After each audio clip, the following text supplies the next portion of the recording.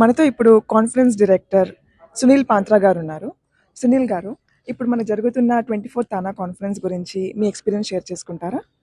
ఈరోజు we are just in beginning అండి. ముందుగా టీవీ9 ప్రేక్షకులకి మా నమస్కారాలు. ఈ లైవ్ని అందరూ తెలుగు ప్రేక్షకులు అందరికీ సుపరిచయం చేస్తున్న టీవీ9కి first of all congrats. And coming to the conference, the response is really good. Everyone in came and ఇది మొత్తం కూడా రిజిస్ట్రేషన్స్ అంతా స్మూత్గా అయిపోయినాయి.